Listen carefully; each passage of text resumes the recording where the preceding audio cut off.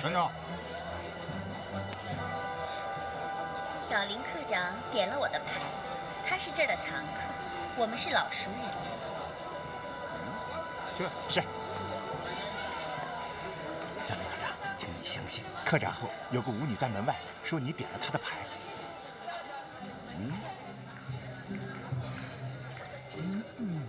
哟西，请他进来。是。进去吧。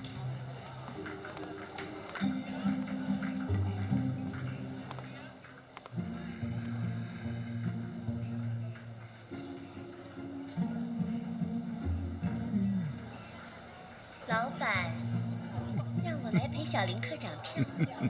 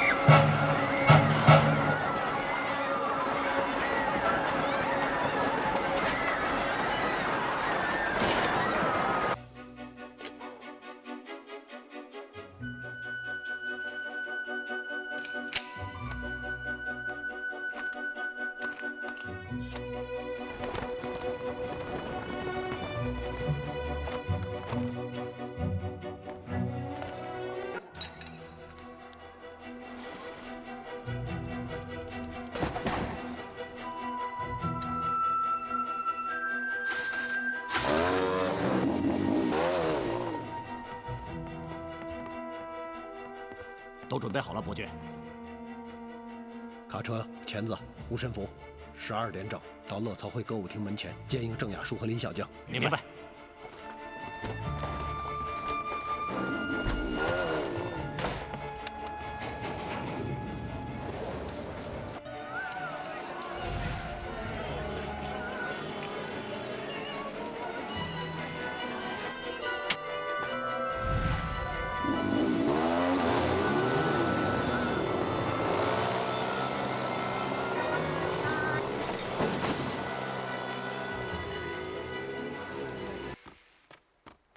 你看，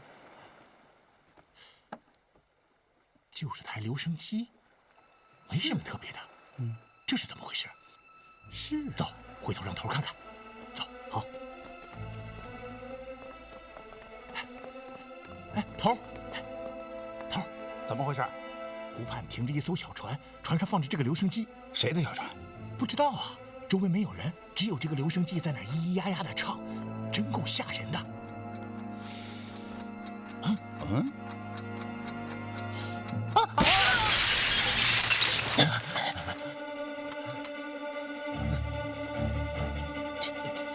怎么回事？出事了！炸弹！走，出去看看。不用麻烦了。不好，刺客！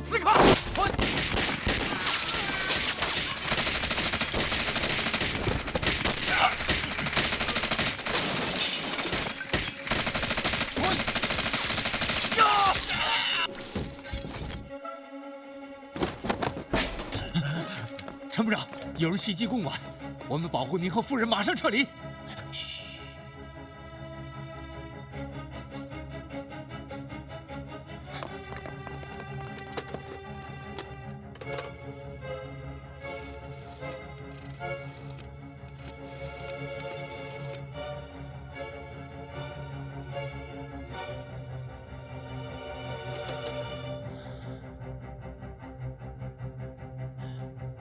电话线被割断了。你不是说电话线被割断了吗？是那一线，是那一线。喂，我来了。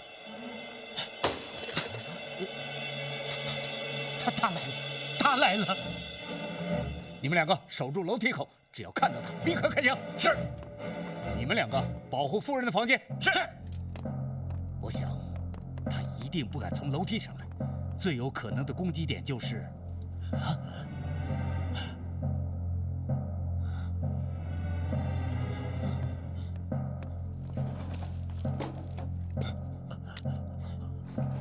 陈部长，你二位藏在桌后，守在桌子后面，我和部下埋伏在露台的玻璃门旁，只要他进来，就乱枪打死他。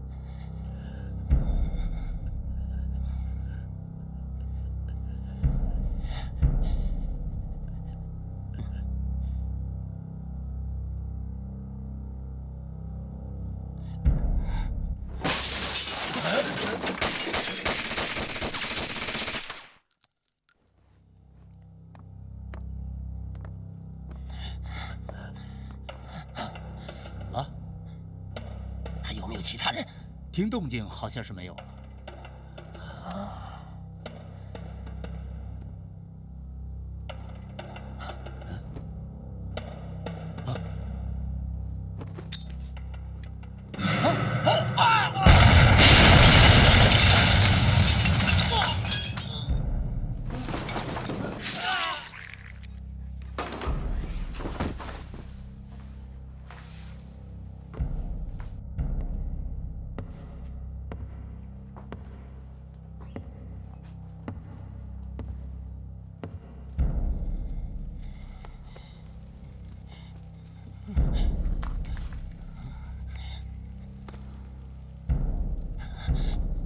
来人！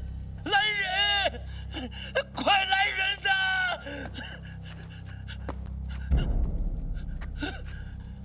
玉姐，玉姐，玉姐！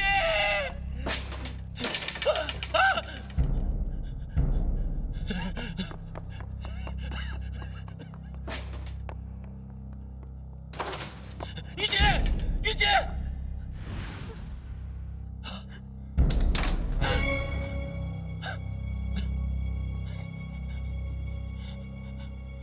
你，陈文翰，原国民党政府民政厅副厅长，现任伪政府社会部部长。是的，你是军统，算是吧。蓝衣社下属猎鹰暗杀队。你就是猎鹰暗杀队？是的。你要杀我？你不该死吗？就因为我投靠了日本人，凭这一点就足够。正是你们这些无耻之徒的存在，日本人才能在中国站稳脚跟。正是你们这些王八蛋们帮忙，中国人的钱才会源源不断地流进日本鬼子的钱包。刚刚你竟然说南京遇难的几十万同胞是死于偶然事件，我简直不明白，连这种不要脸的话你都能够说得出口。还有什么事你不敢做的？什么事你不能做的？本来我有一个习惯，不会当着家属的面杀害他们的亲人，但是对于你，我改变了主意。我决定让你的妻子亲眼看到你死去，这样对她是个最好的教育。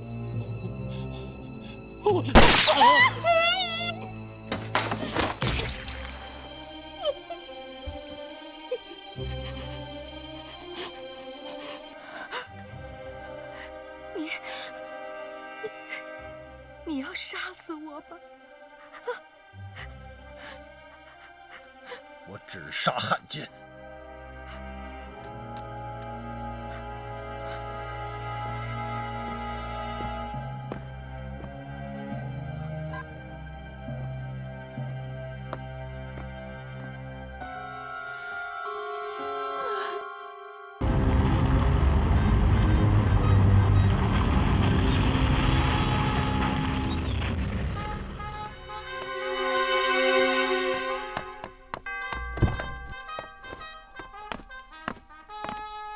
中村君，燕君，青木长官让我在这里等你。青木长官在吗？正在等你。走吧。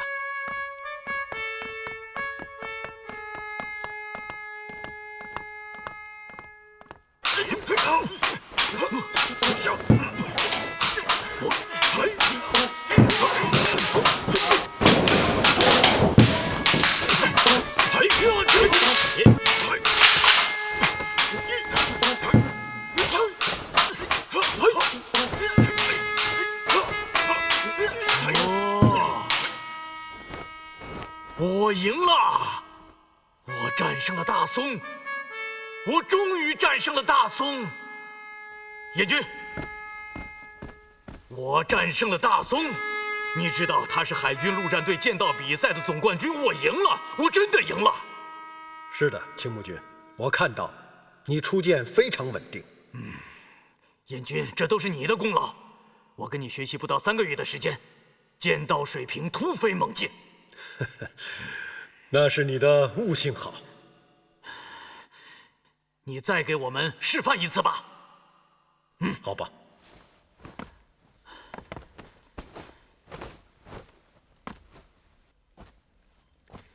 剑道之精髓在于和气，气和则顺，气凝则阻。出剑时，在上身保持姿态的同时，手臂及其手腕要极其放松，绝不能浑身僵硬，以致动作变形，否则非但无法击中对手，还会将自己的破绽卖给对方，招致失败。你俩过来。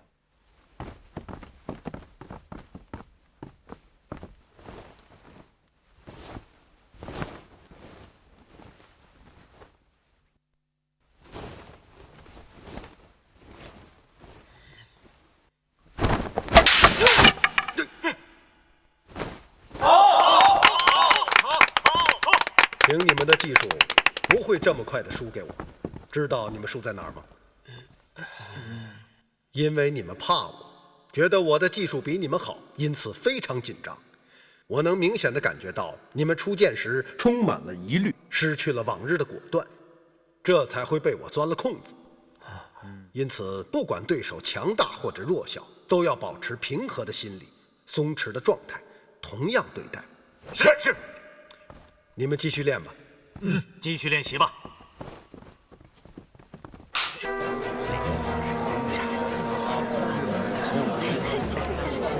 啊。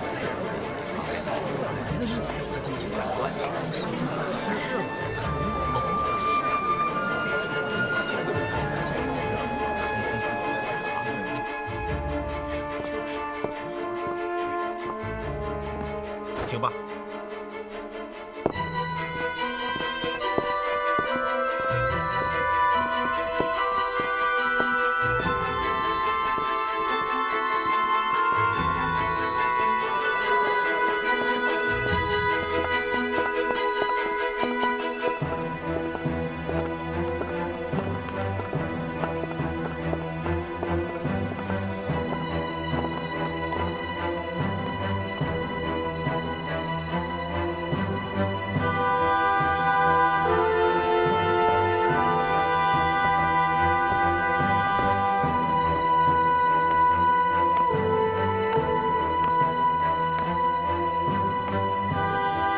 2位剑道高手燕双英军与世军的剑道比赛现在开始。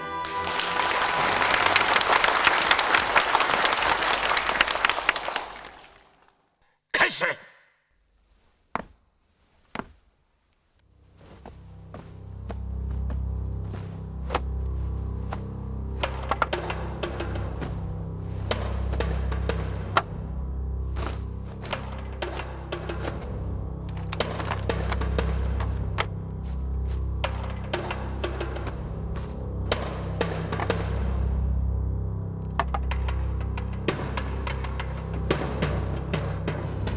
请赐教。不用啰嗦了，动手吧。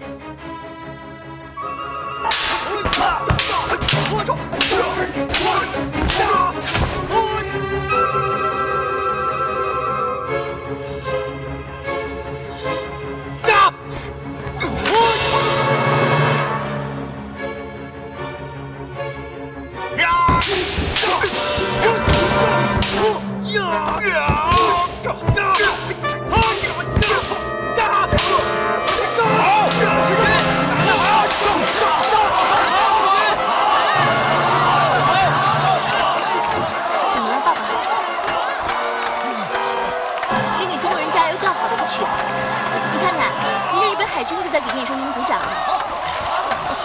好，怎么样？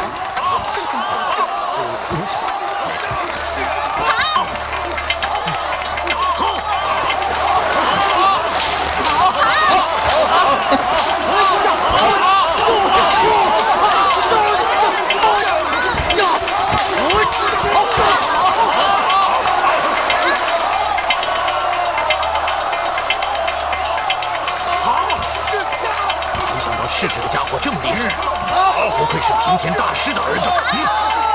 好，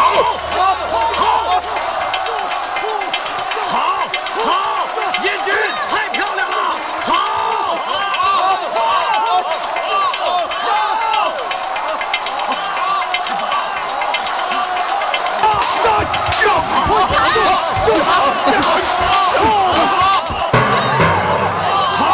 燕军就这么打。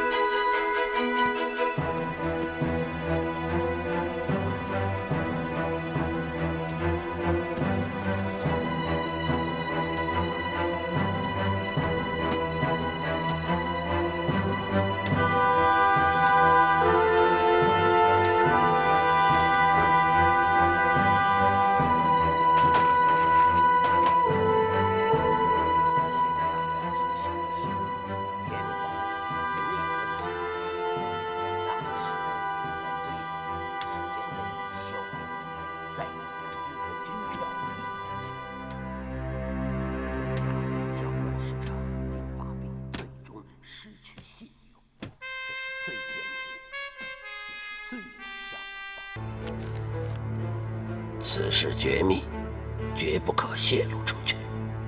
请特使阁下放心。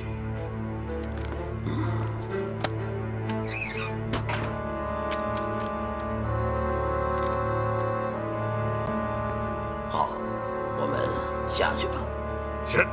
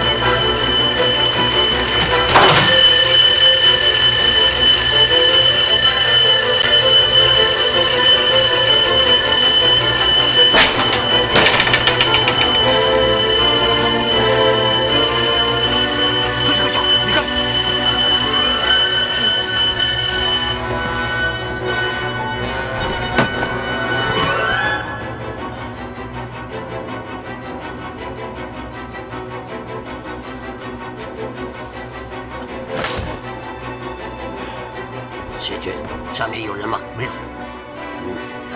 肯定是通风口的铁篦子脱落下来，砸在保险柜上，这才触发了警铃。叫人把通风口修好。是。好了，我们走吧。特使阁下。怎么？事情恐怕没有这么简单。什么意思？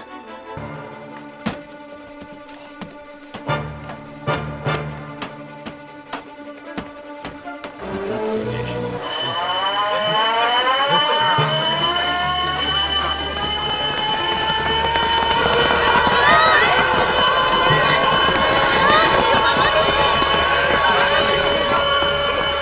总监长官，看样子好像出什么事了。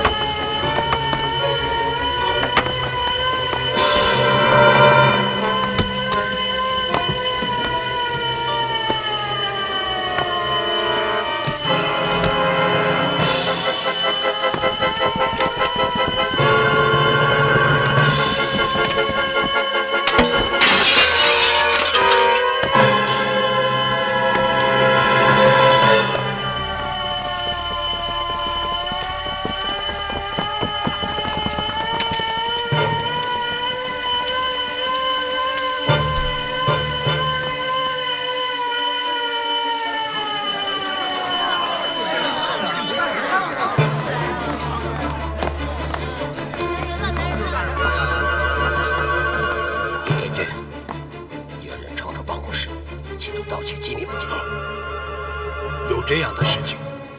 我来和他们讲一下。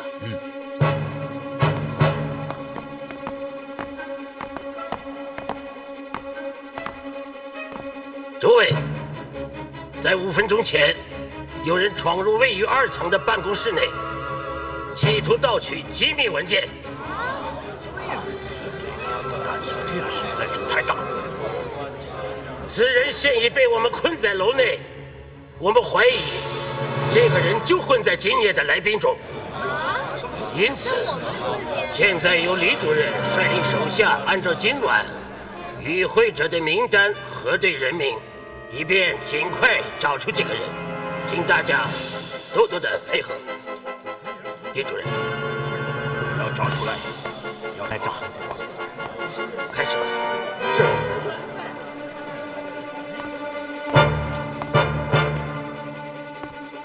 开始。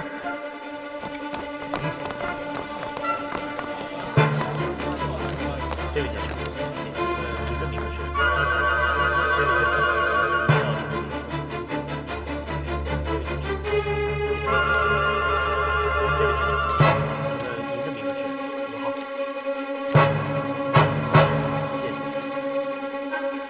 动手吧，否则就来不及了。您叫什么？再等等。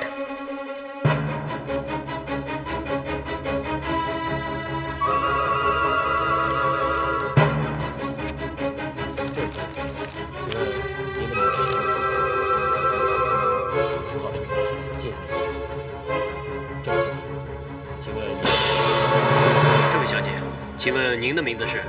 我姓曲，叫取你命。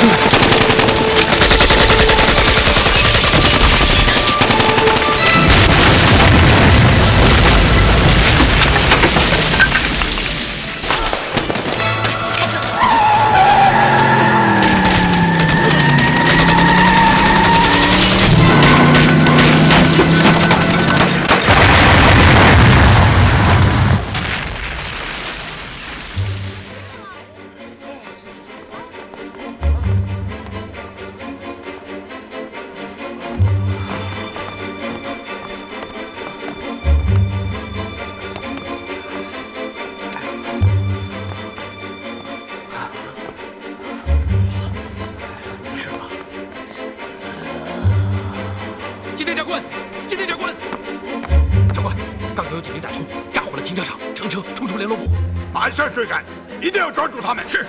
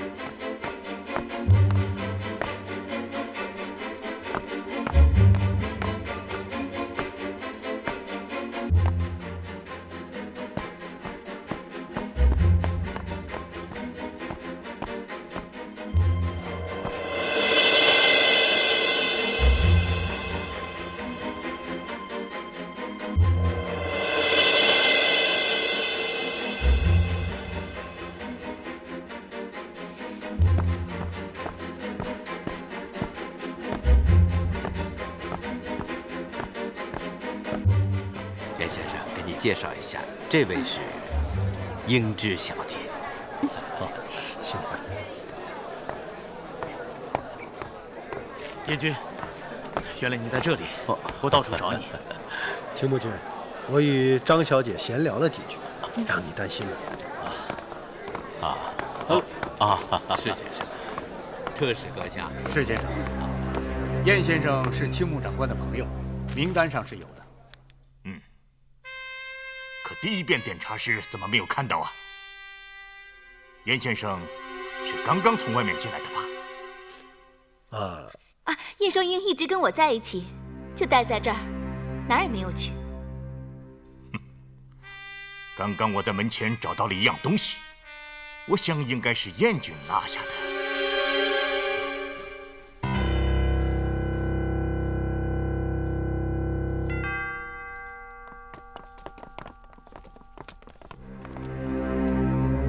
对不起，这东西不是我的，我从来不戴戒指。是吗？可我看指环的大小与燕军的手指很接近，是不是？请燕军试戴一下。燕君是我的朋友，他说这个戒指不是他的，你没听见吗？一个黄口庶子在这里颐指气使，仗的是谁的势？时君，不得无礼，还不向燕先生道歉？请大家看清楚，这枚戒指不是普通的戒指，是专门用来切割玻璃的。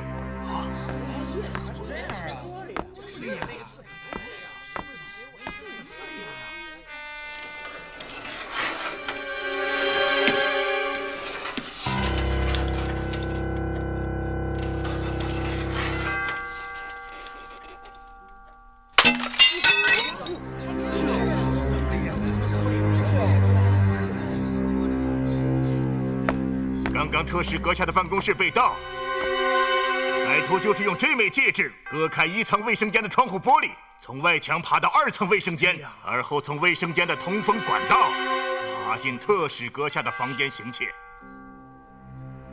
青木长官，事关重大，请您谅解。我想你也不愿意看到歹徒从我们眼前溜走吧？抓捕歹徒的不仅仅是你们陆军的宪兵队和特务，我们海军陆战队也责无旁贷，这一点毋庸置疑。你凭什么怀疑我的朋友是歹徒？很简单，除了我与燕军，没有人有这样的身手。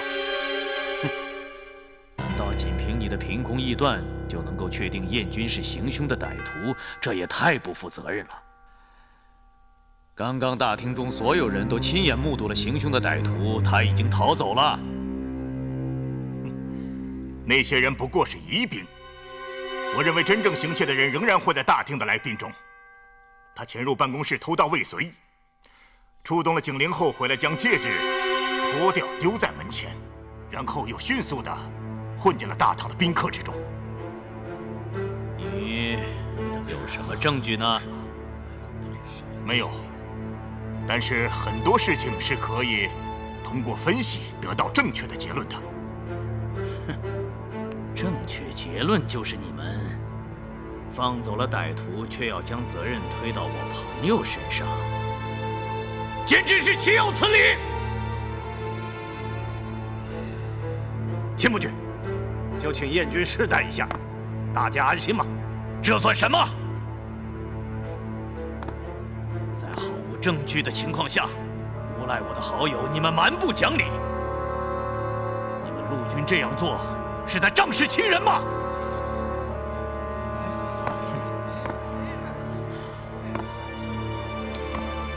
你当众令海军蒙羞，我们只能以退场表示抗议。我们以退场表示抗议。世君，你也太多心了。青木长官的好友，怎么可能是行窃的歹徒？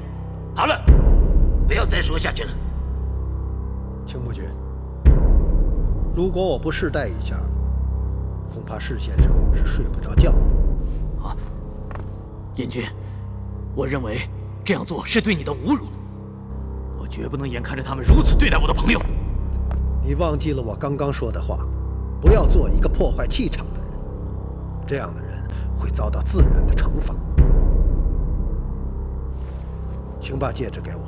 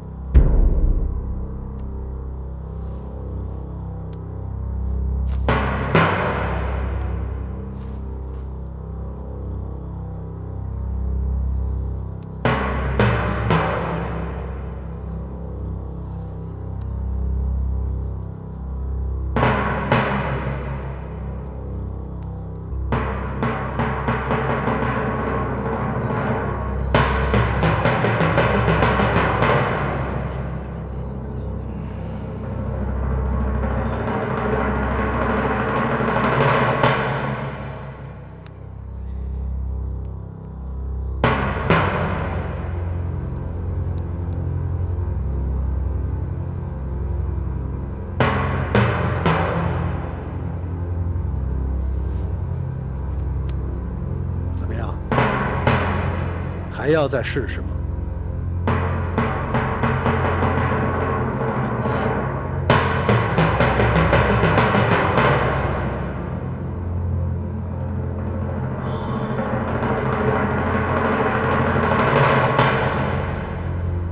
特使阁下，金田长官，事情你们从头到尾都看到了。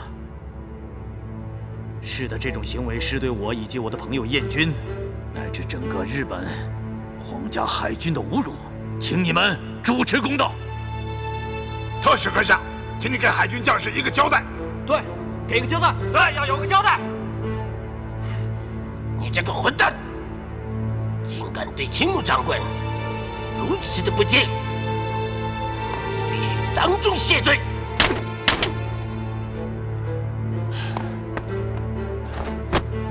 青木长官，对不起了。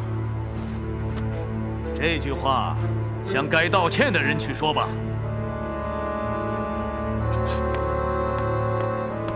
燕军，对不起了。燕军，看在我的薄面上，请不必介意。不要做破坏气场的人，否则会遭到自然的惩罚。好了，这件事就让它过去吧。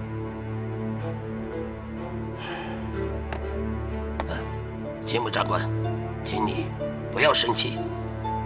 不管是陆军还是海军，都是天皇的军队，我们本是一家人，千万不要因为一些小事而伤了和气。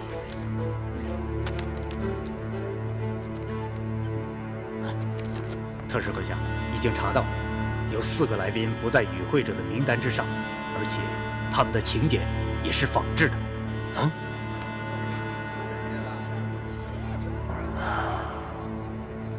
那些歹徒竟公然潜入华中联络部搞恐怖活动，这是对大日本帝国的藐视，是绝对不能允许的。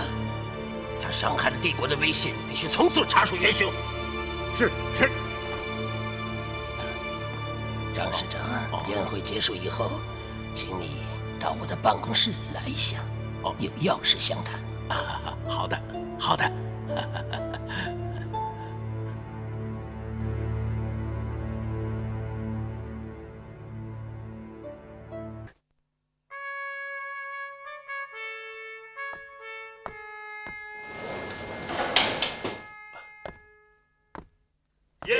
燕先生。哎呀，不敢。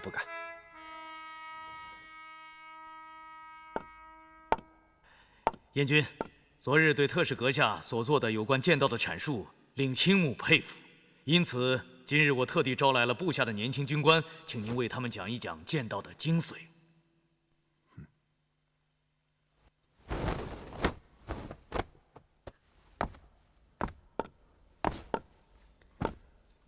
上次我曾经对在场的几位军官讲过，剑道之精髓在于和气，气和则顺，气凝则阻。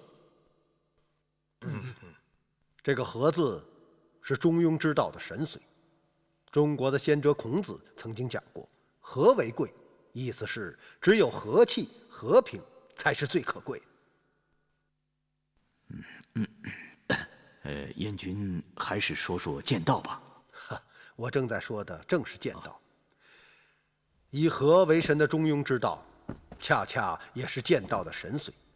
剑道不光在于修习剑术，最重要的是剑意。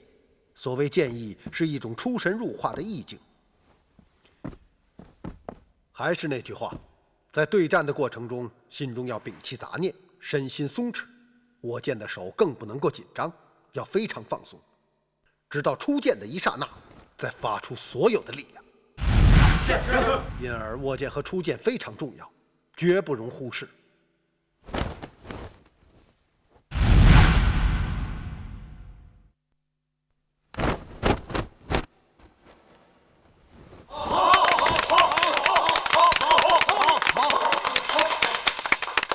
今天训练的科目就是握剑和出剑。青木长官的握剑和出剑已经非常标准，我看就请他带领大家训练吧。非常感谢燕先生的夸奖，请吧。举剑。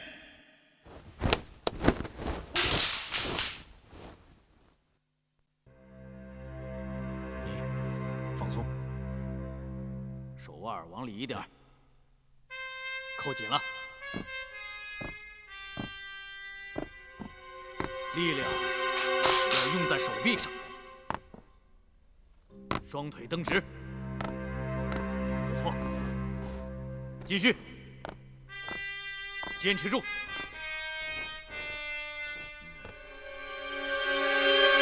出剑，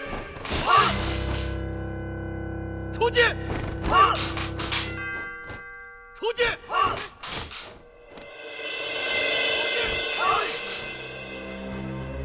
出剑，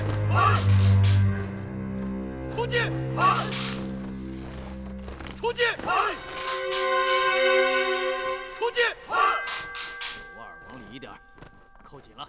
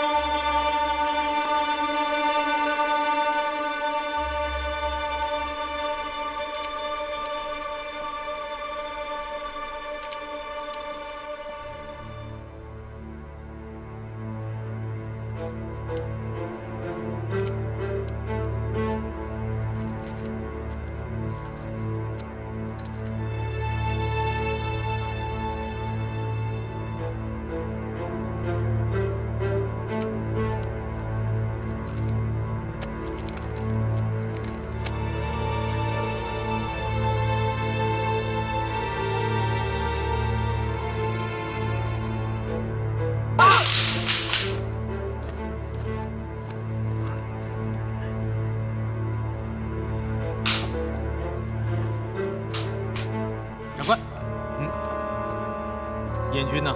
不知道。练习开始后不久，我就看见他出去了。出去了。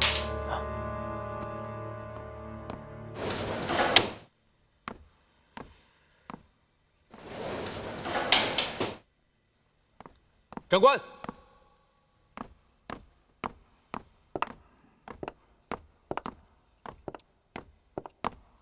这是采购股送来的清单，请长官查阅。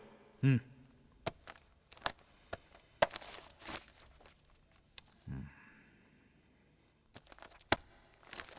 放到我的办公室吧。是。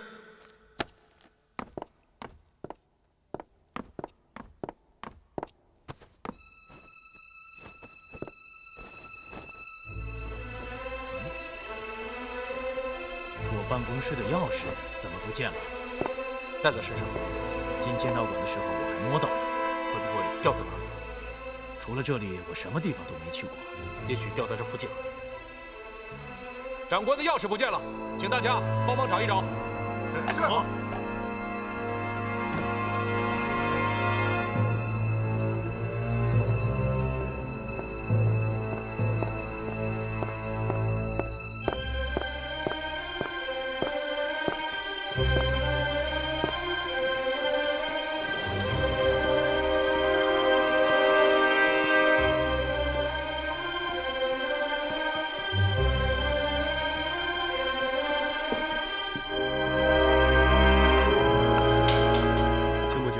在找什么呢？燕军，你回来了。我去一趟洗手间，顺便把衣服换了。哦，是这样，很奇怪，我办公室的钥匙不见了。钥匙不见了？是的，可能就掉在这屋里了。哦，那就赶快找找。嗯。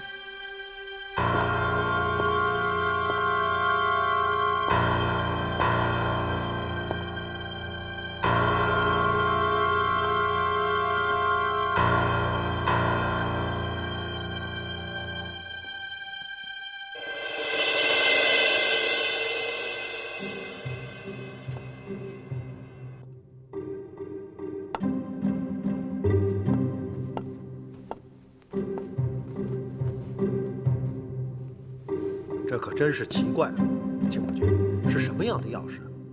是一串6把钥匙挂在黄铜挂钩上。长官，找到了！啊！哎呀，在什么地方找到的？在塔下面。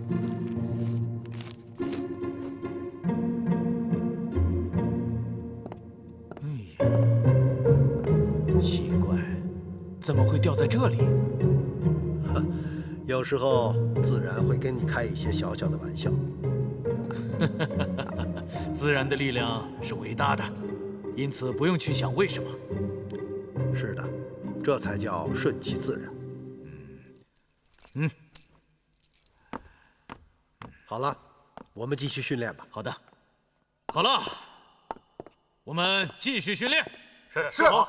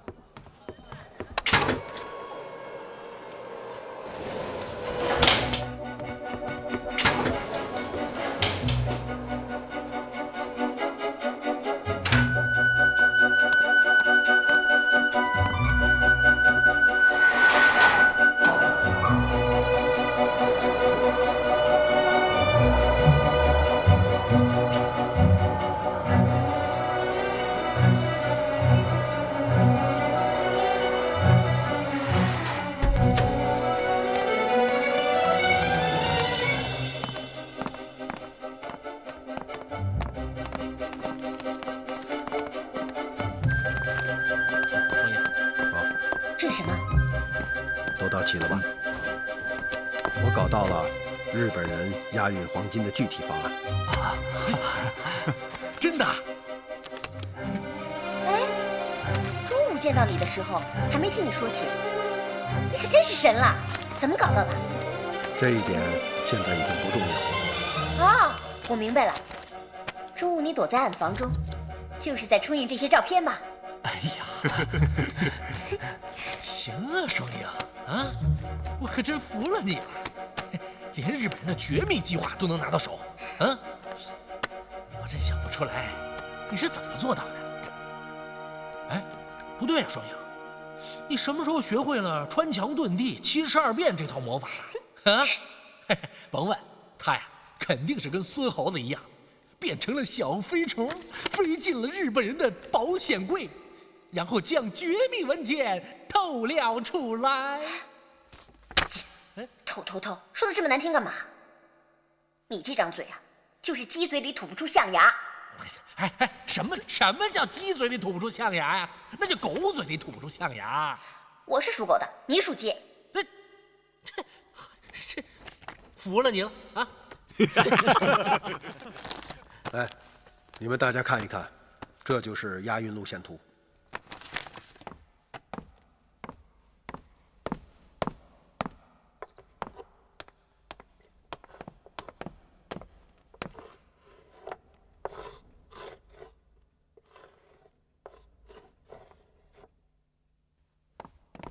这里是日控区的中央大街，这2个圆圈便是黄金将要运出的江海关，以及黄金到达的目的地正金银行上海分行，二者相距不到2000米。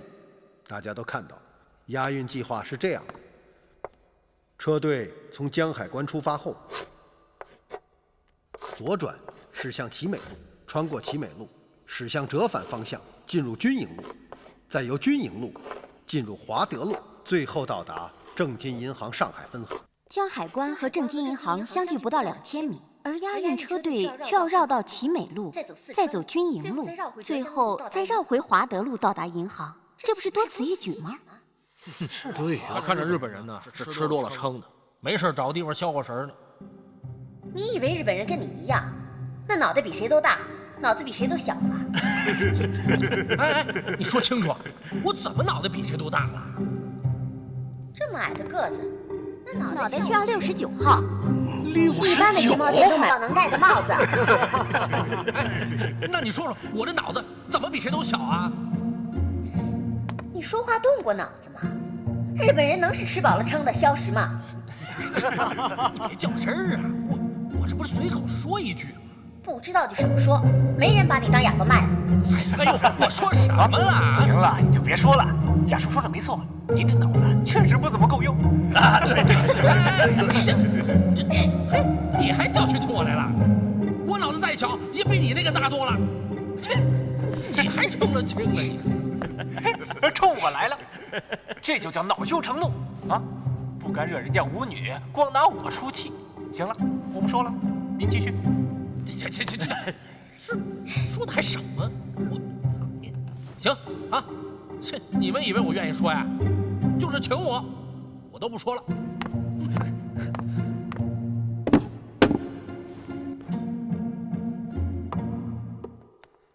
伯爵，你说押运车队为什么绕这么大一个圈子？日本人会不会有什么阴谋？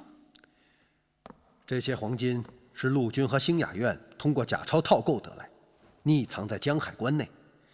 一个政府竟然支持自己的军队印制假钞，这本身是一件大丑闻。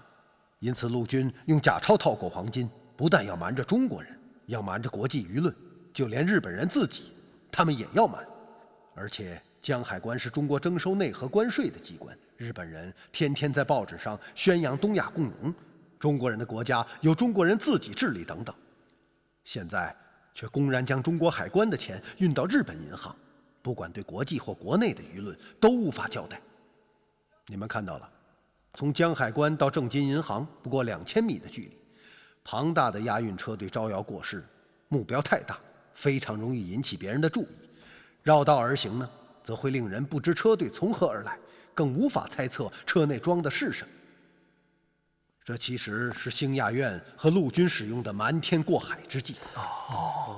哎呦喂，这帮龟孙子也真够黑的。你不是说请你说话你都不说了吗？我自言自语不行。啊，你们再跟我来看一看整个亚运计划。我拿着。这你抢啊？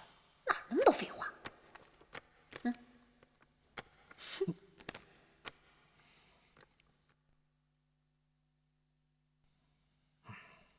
怎么，都哑巴了？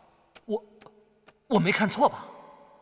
看错什么？50名全副武装的海军陆战队士兵，20多名76号的特工，随车配备1挺重机枪、2挺轻机枪。运载黄金的是海军陆战队装甲旅团的装甲车，车上配备50毫米口径的速射火炮。如此众多的押运人员，如此强大的火力，我们怎么可能得手啊？就是啊，是啊。813的时候，日军的战斗力大家都见过。别说咱们几个，就算来1个营的正规军，那也不见得能对付得了。那可是几十名海军陆战队士兵啊！是啊，双鹰，我觉得这次飞人说的有道理。嘿嘿嘿，真没想到，我林小江有生之年还能说对一回。嘿，亚叔，我知道，这不仅仅是你对我的鼓励，最主要的是你刚刚打击我之后对我表达的歉意。别臭美了，谁对你表达歉意了？没事儿。哎呀，你心里这么想的，你嘴上还不承认，你这份情我领了。行了，飞人，别再耍活宝了，说正经的。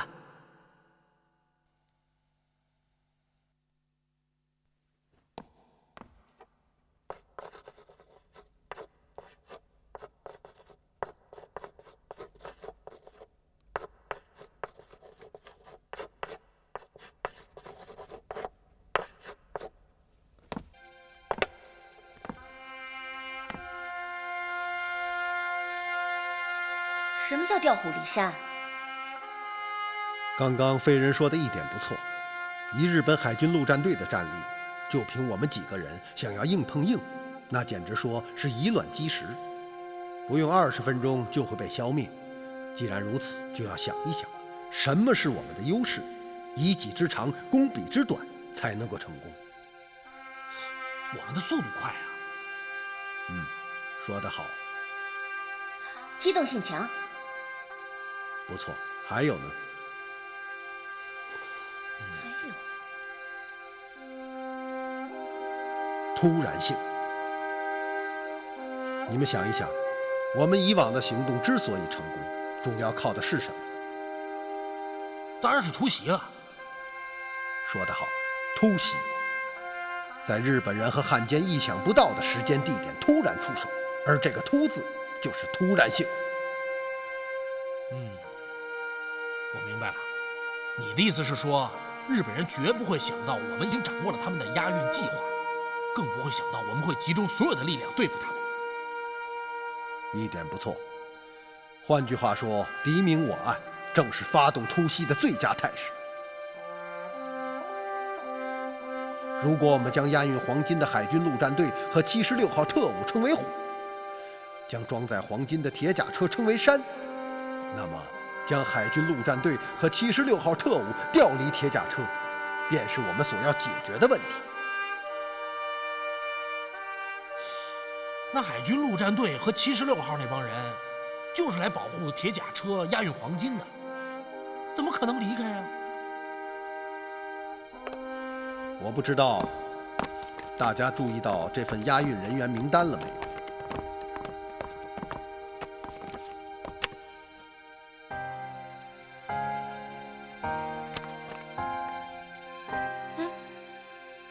名单怎么了？有什么特别的？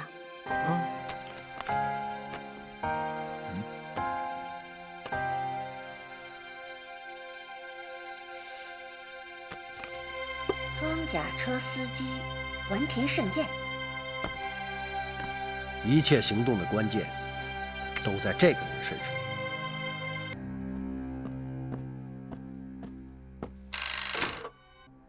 喂，啊，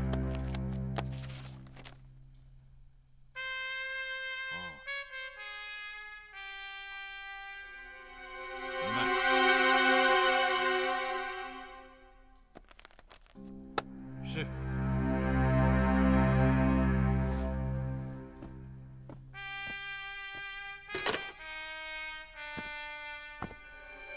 哎呀，真是不好意思，是训练股打来的。青木君，你的公务繁忙，我先告辞了。哎，没有关系，只是几个电话而已。不，你还是专心处理公务，我们星期一见。那好吧，我送你。好，谢谢。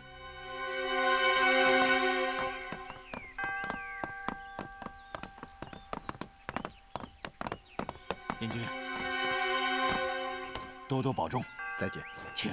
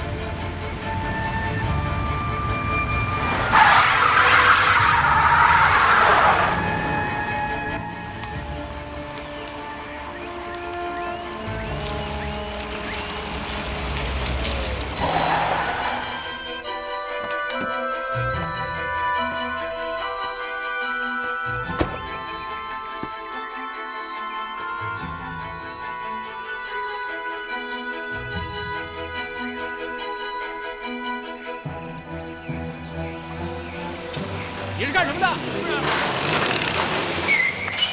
怎么了，大宋军？连我都不认识啊？啊，原来是燕先生啊！对不起，没有认出来。这位是青木长官的好朋友，我们的剑道老师。燕先生好。不要客气。燕先生，你怎么到这儿啊？哦，边开车边想事情，走错了路，七拐八拐来到这里，我都不知道这是什么地方。这里是陆战队训练的大操场，您请上车，我们带您出去。那就有劳了。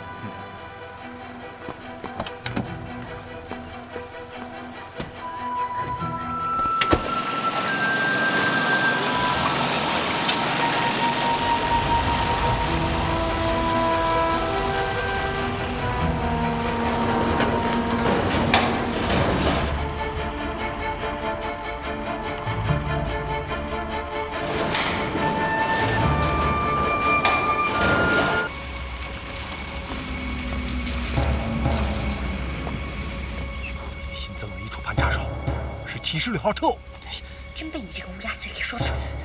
哎呀，你说我这样嘴说这干嘛呀？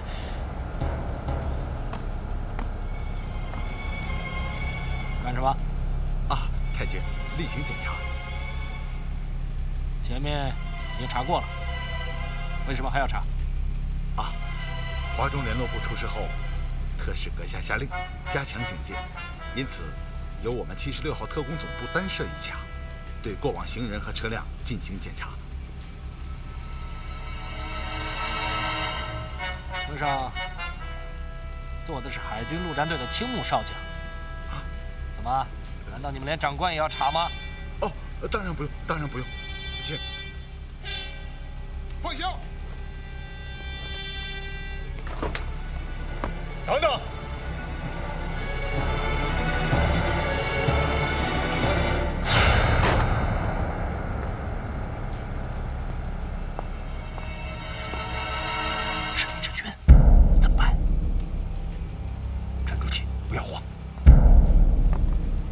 车里是什么人？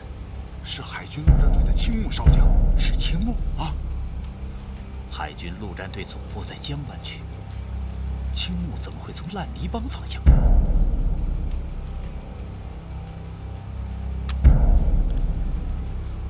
把枪收起来！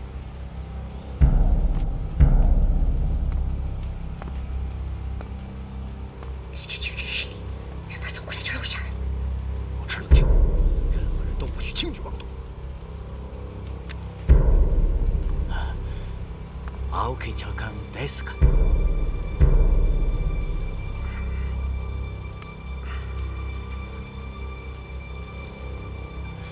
青木長官ですか？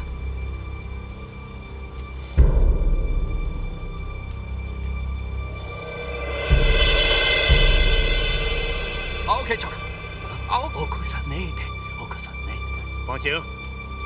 快放下！豆子，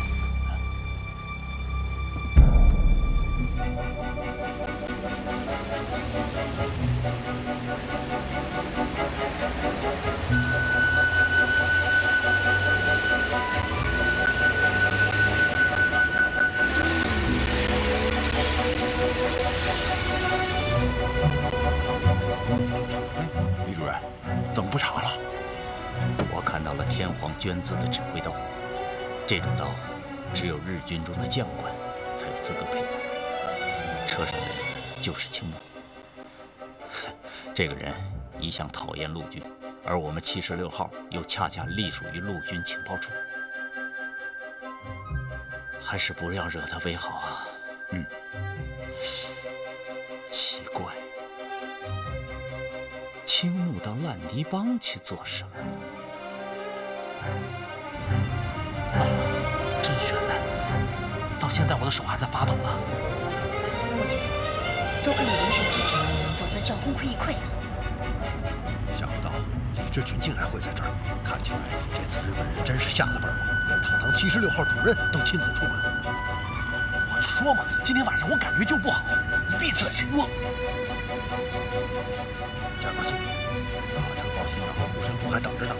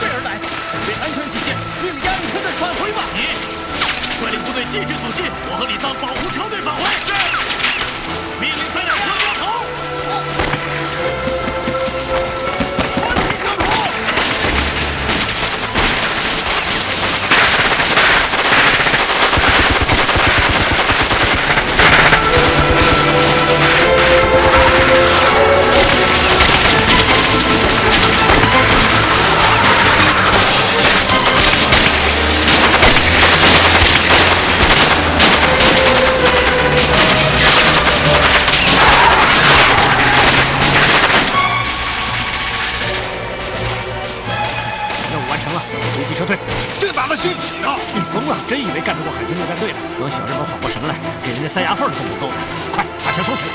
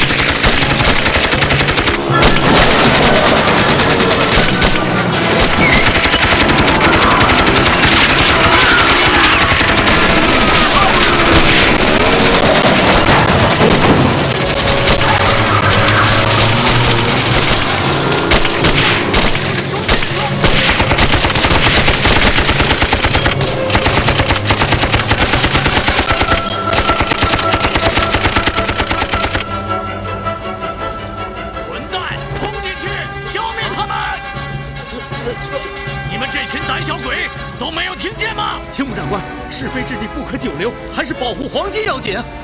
中国人都是胆小鬼！立刻上车，离开这里！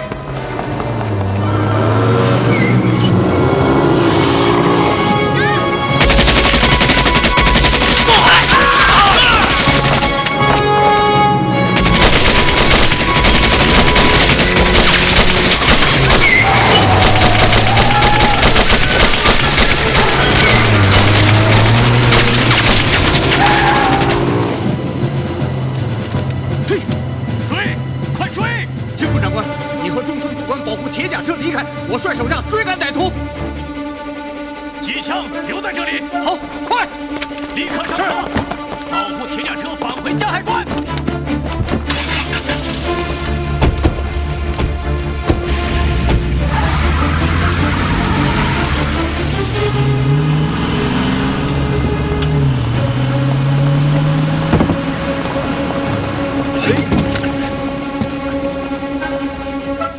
李主任，咱们追吧。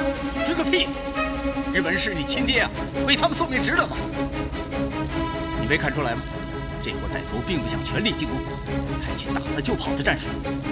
我们就守在这里，看看他们能怎么样。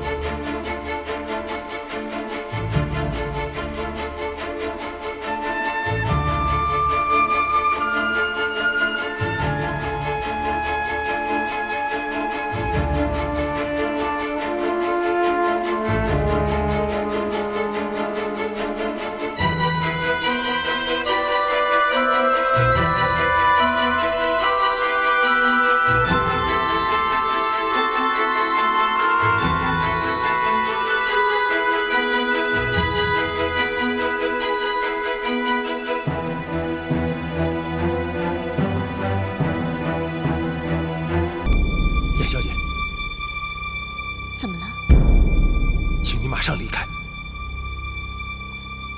为什么？现在没时间解释了，相信我，请你一定要相信我。你究竟是怎么了？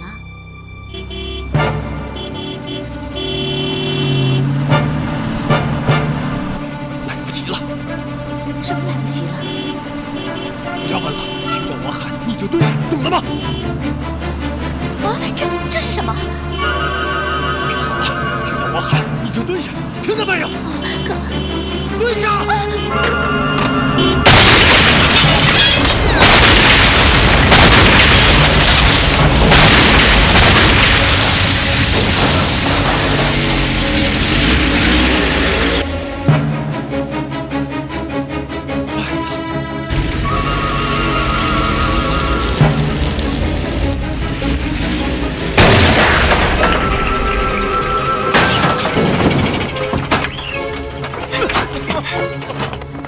赶快离开这里！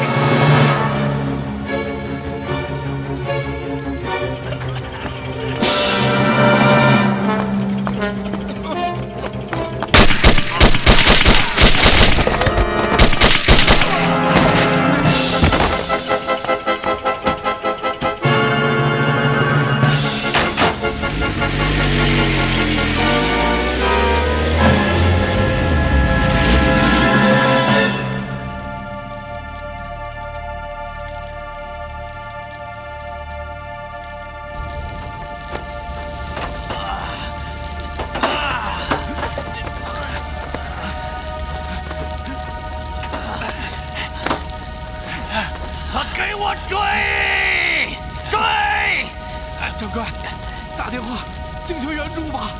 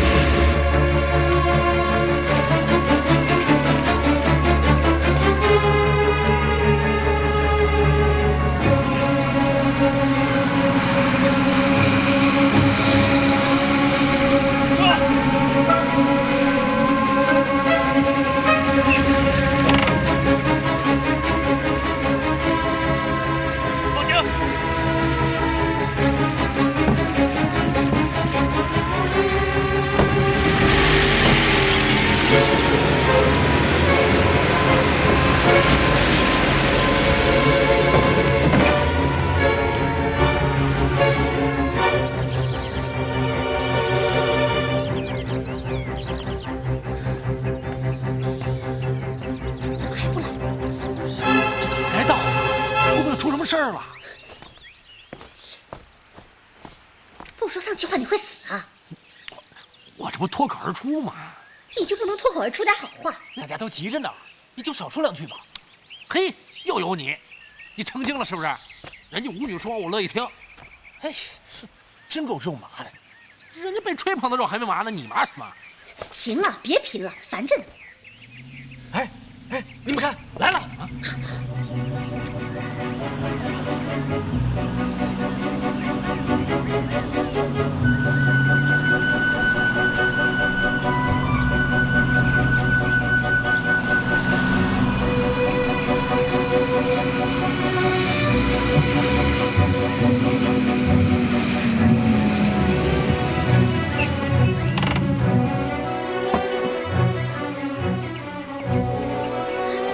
伯爵，怎么样？我检查过了，整整1吨黄金，1块不少。哎呀，太好了！孩子，你逮着机会你就占人家便宜。好了，大家立刻动手，把黄金卸到卡车上。好了。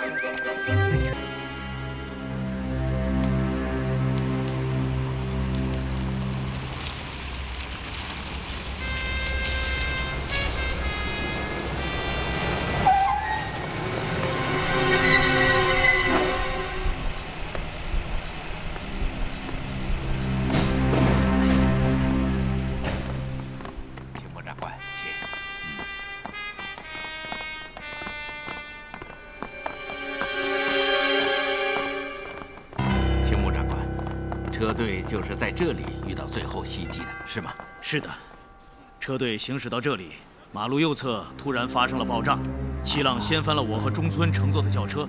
当我从轿车中爬出来，铁甲车已经不见了。王队长，去叫目击证人过来。是。请过长官。好，你看，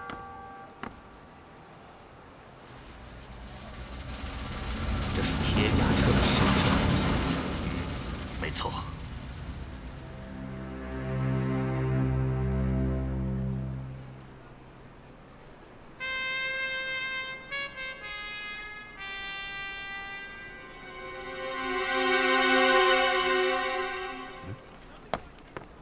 你看这儿。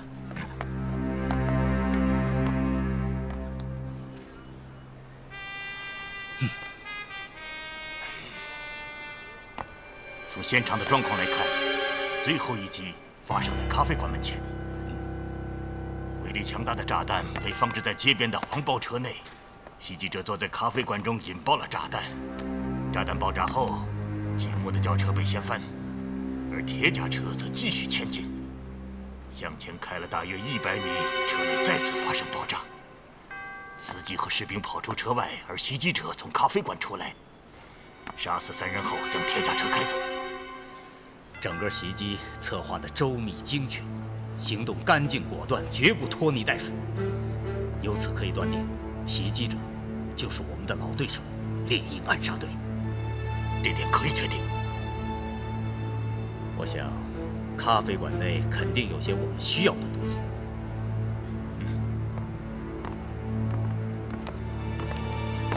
李主任，这就是目击者，叫陈阿才。此人是咖啡馆旁边摊档的小老板，他亲眼目睹了袭击的过程。带上来，快走。你看到了袭击的全过程？是啊，哎呀，不得了了！当时我就在街旁边摆摊子，不远处的黄包车轰的一下就炸开了，把街道上的轿车掀翻在地上，翻了好几个滚儿。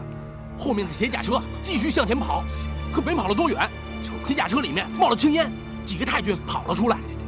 就在这时候，从清雅咖啡馆里窜出一个男人，开枪打死了太君，然后就开车跑掉了。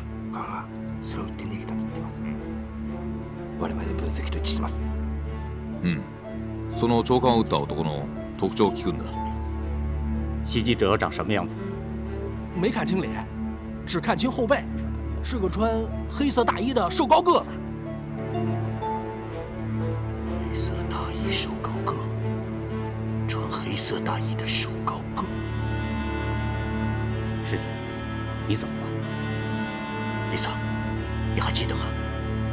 我们认识一个穿着黑色大衣的瘦高个。是谁？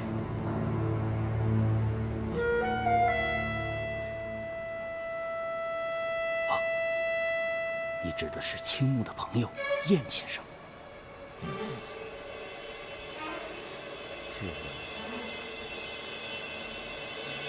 仅凭目击者的描述无凭无据，是不是太牵强了？穿黑色大衣的瘦高个男人，在上海没有5万也有2万。可这些穿黑色大衣的瘦高个，又有几个像燕双鹰那样武艺高强的？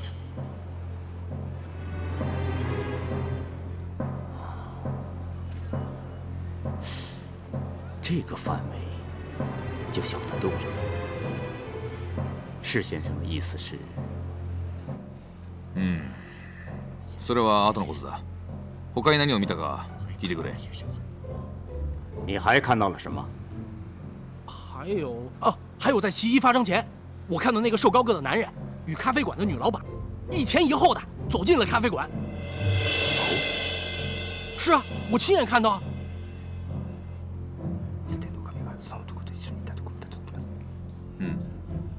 喫茶店の女将の名前は？咖啡馆的女老板叫什么名字？这个我就不清楚了。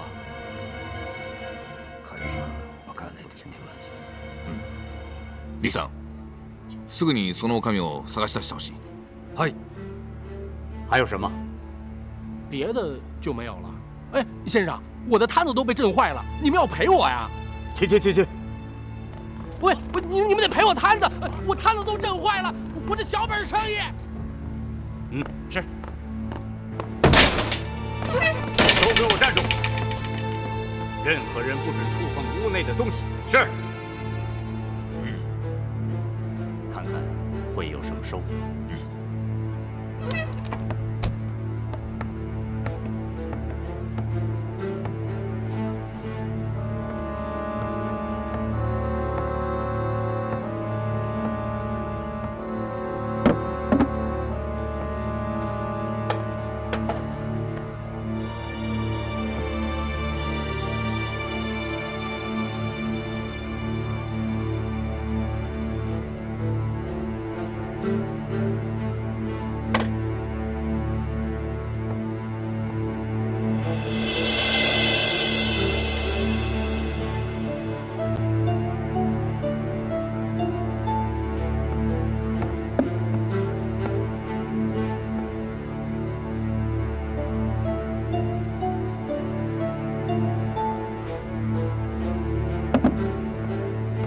有什么发现？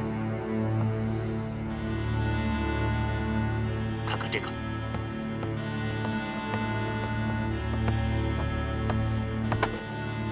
这是什么？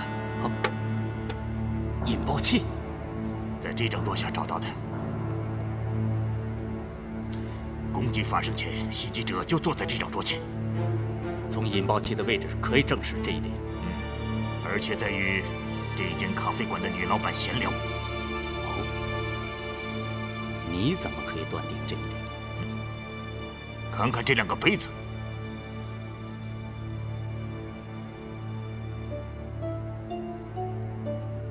一只是咖啡馆供客人用的套杯，吧台后面有很多，而这只找遍整个咖啡厅没有发现第2个。那么这个说明了什么？这就说明这只杯子是咖啡馆老板自己使用的，因此才会与众不同。非常正确，而且这只杯子一看就是女人用的。刚才目击者也说过，这间咖啡馆的老板正是女人。你的意思是，袭击者与咖啡馆的老板相识？没错，从杯中的咖啡就能够证明这一点。袭击者杯中的咖啡喝了一半，而老板的却只喝了一点点。这说明这位老板只是端着做样子，其实是特意与坐在这里的袭击者聊天。铁甲车开到后，袭击者起爆炸弹，然后冲出门去。老板来不及收拾东西，便匆匆离去。有道理，有道理。丽桑，我看不要等警察局的消息了，他们的动作比蜗牛还要慢，还是由你亲自指挥，尽快查出咖啡馆老板的身份和住址。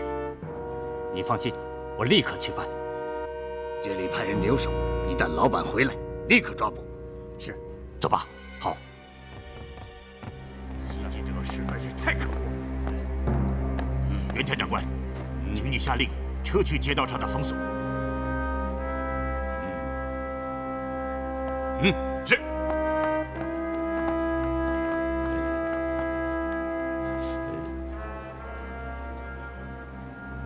丽桑，你想说什么？有句话，不知当说不当说。你尽管说。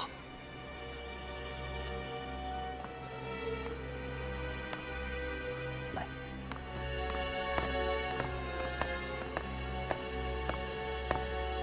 昨天夜里，我监督76号第4小组在日控区与法租界的交界处盘查，大约是夜里11点左右，我看到了青木红衣。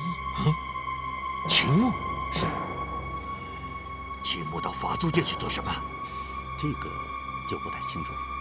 当时青木坐在前面的轿车中，后面还跟着一辆卡车。你能肯定是青木吗？少侠的特务上前检查证件，司机递出青木红衣的教官证。我觉得非常奇怪，就走进车旁。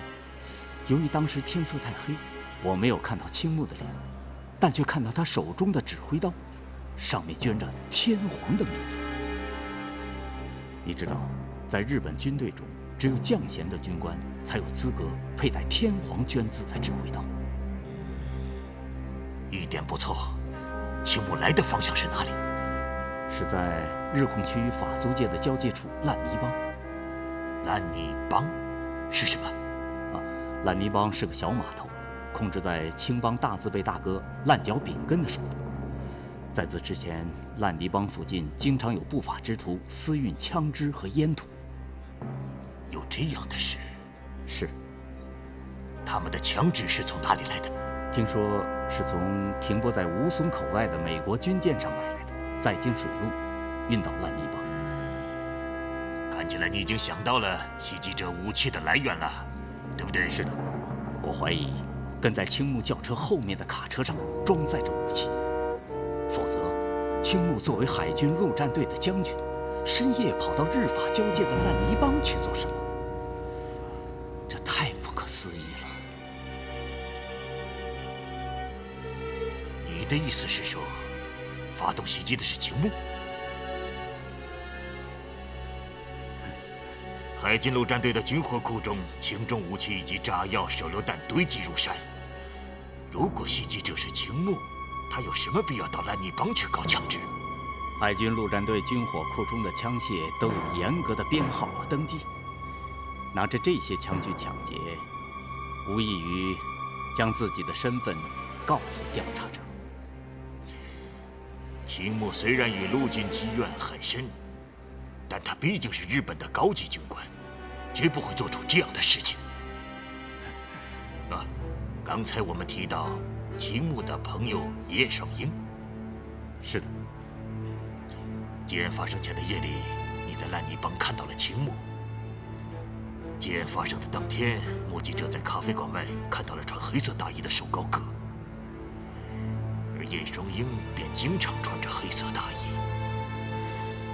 这难道会是巧合吗？是不是太牵强了？至少可以去会会这个燕双鹰。什么？燕军就是那个抢劫黄金的歹徒？可是阁下，在华中联络部的欢迎晚宴上，我就怀疑他便是闯入办公室，企图撬开保险柜盗取机密的歹徒。阁下请想，押运黄金的绝密是如何泄露出去的？只有一个途径，那就是欢迎晚宴当晚，我们在谈运押运计划时被安抚在通风管道中的歹徒听到，然后这个歹徒利用与皇军驻沪的某些高级长官的特殊关系，得到了具体押运计划。那么又是谁与我们的高级长官保持着特殊关系呢？当然，只有燕双鹰。他与海军陆战队青木弘一少将关系非同一般，可以说是半师半友。燕双鹰如果想从青木处窃取绝密情报，应该说是再容易不过了。而且，在劫案发生的前一天夜里，李桑在日关区与公共租界的交界处看到了青木长官。这是我亲眼所见。青木长官乘坐的轿车和一辆6轮卡车从公共租界的烂泥帮方向驶进日控区，卑职率人上前检查，司机递出了将官证，上面写着“大日本帝国海军陆战队装甲旅团旅团长青木弘一”。穿着海军陆战队少将军服的青木长官坐在轿车的后排。由于天色太黑，卑职没有看清他的脸，但是却看到他手中拄着天皇镌字的指挥刀。青木到公共租界去做什么？烂泥帮是公共租界的边缘地带，有几个小码头，控制在青帮人物的手中。一些不法之徒经常从吴淞口外的美国军舰上购买枪支弹药，经苏州河运抵烂泥帮码头，而后再输送进租界或日管区内。你的意思是说，青木到烂泥帮码头是去运枪支弹药？他确实参与了歹徒的抢劫黄金的计划？卑职并没有这样说，只是在向阁下陈述事实。据我判断，青木长官亲身参与的可能性并不大，但是很可能被燕双鹰所利用。今天我与丽萨突然造访了燕双鹰的皇朝舞厅，他显然没有准备。言谈中虽然没有露出明显的破绽，然而通过观察，我发现此人身上有一种普通人不可能具备的镇定和冷静，那是只有职业杀手才会具备的特质。因此，我可以100%的确定，燕双鹰就是那个歹徒，猎鹰暗杀队的领袖就是燕双鹰。那么你们现在想怎么办？让青木请燕双鹰明日到清雅咖啡馆。那个目击者曾经看到过歹徒的背影。如果燕双鹰明日赴约，我们就对他使用诈术，到时候不怕他不招。青木这个人的脾气你们都很了解，目空一切，极端狂傲，而且和陆军的矛盾很深。如果我们直接质疑他的朋友，肯定会激怒他。这样做无异于扩大海军和陆军的矛盾。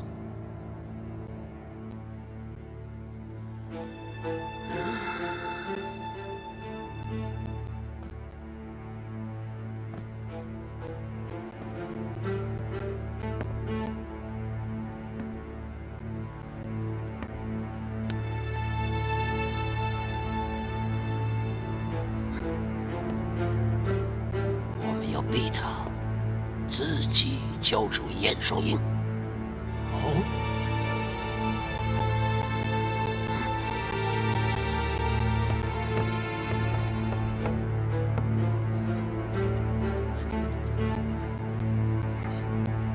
你们马上去准备吧。是。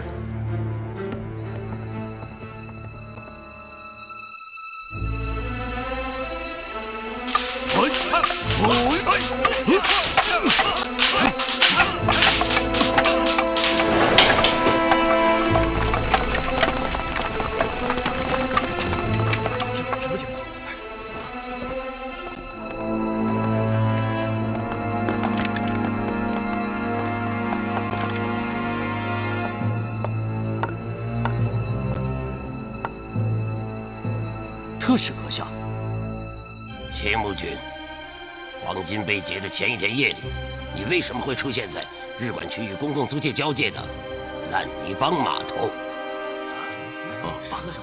特使阁下，您在说些什么呀？我真的是不明白。哼，不要再演戏了。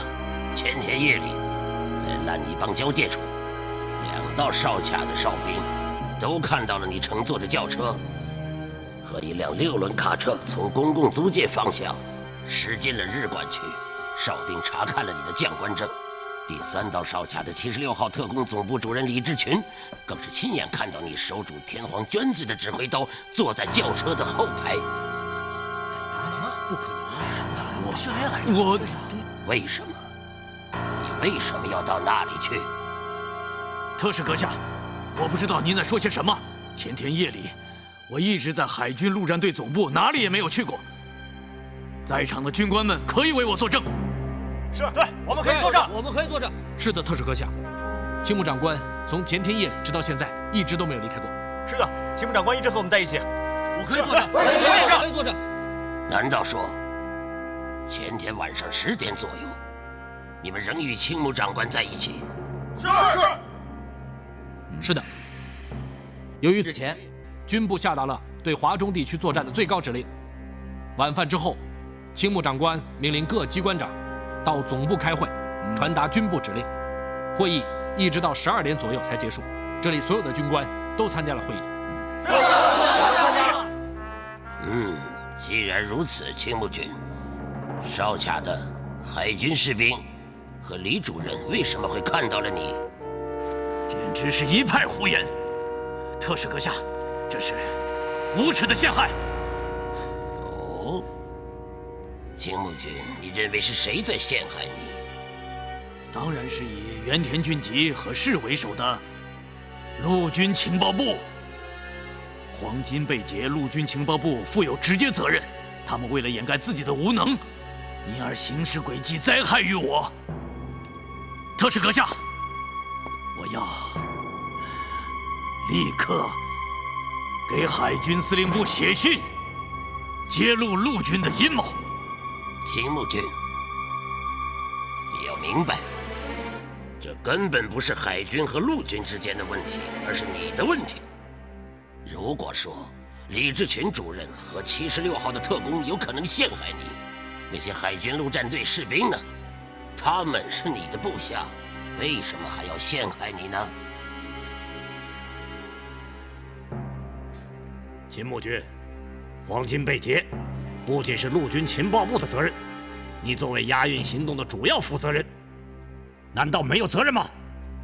现在很多人看到你出事之前从烂泥帮交界处返回日关去，这究竟是怎么回事？你必须给大家一个令人信服的解释。令人信服的解释就是，我在海军陆战队大本营给军官开会，这与会军官都能证明。我也作证，好了，不要再继续这种无谓的争吵了。如果说出现在烂泥帮交界处的人不是你，又会是谁呢？我怎么会知道？这根本就是无端指责。青木长官，请你想一想，会不会有人在冒充你呢？你说什么冒充？最近一段时间，你经常和什么人在一起？只是和我的朋友燕双鹰在一起练习过几次剑道。特使阁下，刚刚你说李志群看到我手拄天皇捐字的指挥刀？正是。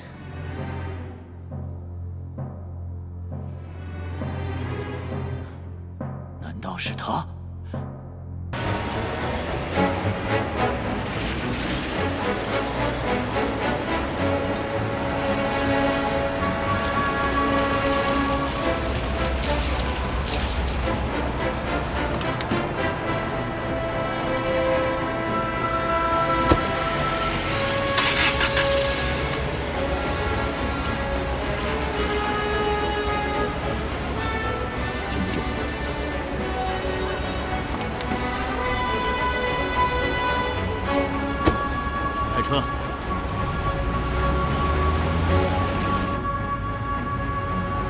我们要到哪里去？清雅咖啡馆。清雅咖啡馆？那不是黄金被劫的地方，为什么要到那里去？怎么了，青木君？干嘛要这么看着我？燕君，我送给你的将官服和天皇捐字的指挥刀在哪里？就锁在我的柜子里。怎么会问起这个？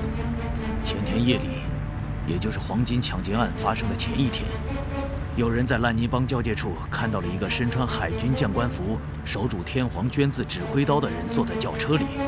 看到的人都以为是我，可我那天根本就没有离开过大本营。于是，你怀疑我？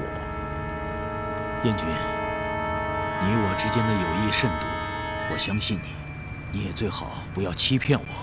更不要拿我对你的信任去作奸犯科，否则我一定会让你后悔自己所做的。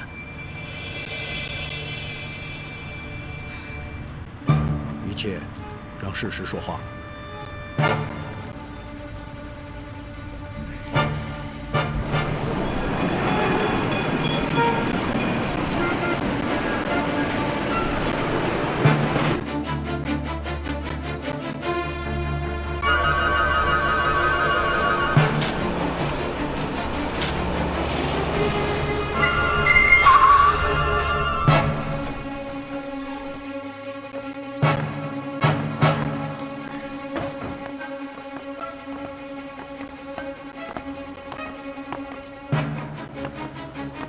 特使阁下，我们来了。非常好。是你，就是你，太君，劫持铁甲车的歹徒，就是这个人。燕军，这到底是怎么回事？我也不知道。你认识我吗？你就是劫持太君黄金的歹徒，就是你。你这样说，一定看到了我是吗？不错，我亲眼看到你从清雅咖啡馆里冲出来，开枪打死了3个太君，然后开着铁甲车跑掉了。你亲眼看见？是的，我亲眼看到的。你看到了我的脸？看到了。抢劫发生在清雅咖啡馆右侧的华德路主路上，我说的没错吧？没错。如果我是抢劫黄金的歹徒，会怎么冲出大门呢？我给大家表演一下。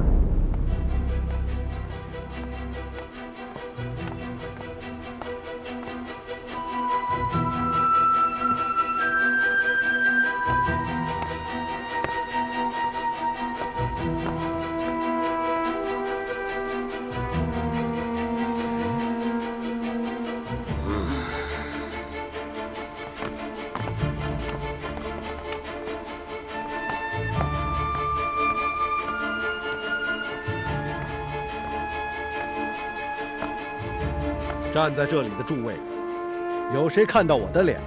请举手。我看到了，我看到了。闭嘴！刚刚你们所处的位置根本无法看清咖啡馆门前的全貌。此人即使看到了袭击者，也不过是看到一个模模糊糊的背影，而不可能看到袭击者的正脸。现在诸位是站直身体平对咖啡馆，都没有看清我的脸。爆炸发生时，此人躲在摊档下，又怎么可能看得比诸位还清楚呢？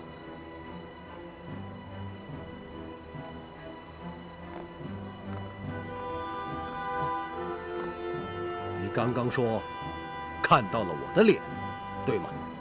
我，你什么？我看到了你的背影。既然只是看到了背影，你为什么要那么确定的指认我？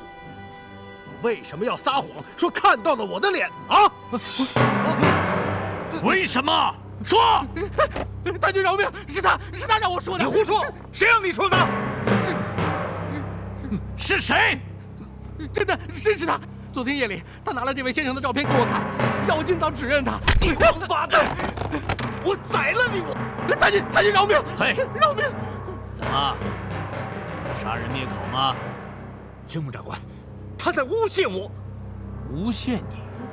哼，这里的确是有人在诬陷，但不是陈阿才。这里也的确有人被诬陷，当然这个人也不是你，而是我的朋友燕军。你这个混蛋，竟敢诬陷燕先生，真是死有余辜！太君饶命！饶命啊！太君，饶命啊！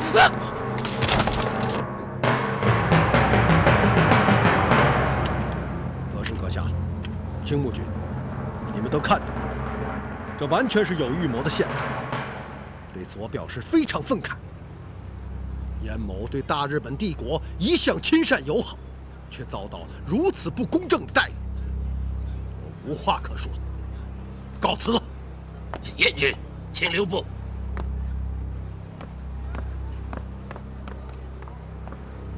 得是阁下，还有事吗？燕军，这是个误会，对不起。这样的误会已经不是第一次了，因此我很怀疑“误会”这个字是不是准确。但既然特使阁下这样说了，我还能说什么呢？好吧，我接受。燕军，你是个通情达理的人。你们在今后的调查过程中要严格审查，证人的供词不可草率行事，绝不能再发生类似今天这样的事情。是。燕军，你原谅了他们，我没有。这是针对海军、针对我青木的又一次阴谋。